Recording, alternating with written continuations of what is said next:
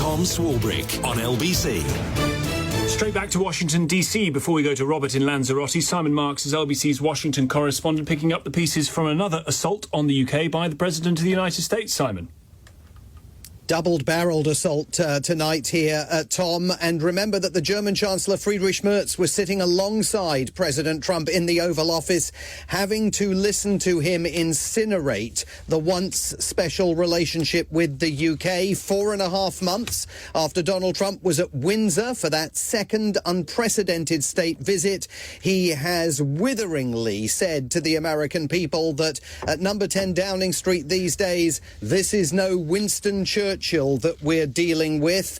And he went on the attack not just over the Prime Minister's delay in giving the United States permission for its forces to launch attacks on Iran from British bases, but he raged again about the deal to hand the Chagos Islands over, about the Prime Minister's refusal to drill for more North Sea oil, about immigration into the United Kingdom. He falsely claimed that Sharia courts are now adjudicating law in the UK, and he said of Sir Keir Starmer, they ruin relationships. That's a shame. It sounded very much like President Trump was writing the eulogy for his bilateral relationship with the Prime Minister, just a month away from what is supposed to be the visit to the United States by the King and Queen to begin marking America's 250th birthday. Two other things to pick up from that, Simon. I wouldn't want to be in the Spanish Foreign Office at this point, given that Trump is apparently cutting off all ties with Spain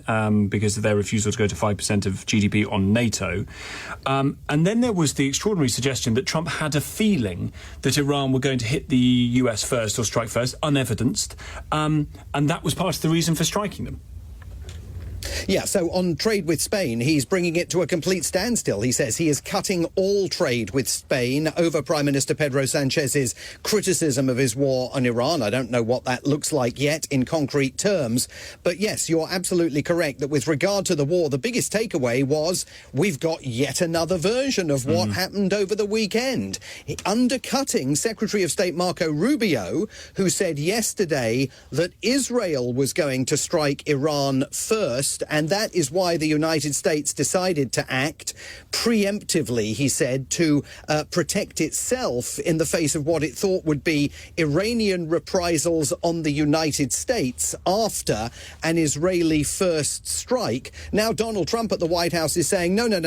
Actually, he thought that Iran was going to strike first, and that is why he decided to launch those airstrikes over the weekend. That's about the fourth or fifth different telling of the story. And by the way, regime change clearly now back on the list of objectives after not being on the list of objectives yesterday. It now seems to be once again in vogue. Simon Marks describing the movable feast there in Washington, LBC's Washington correspondent. Thank you very much indeed.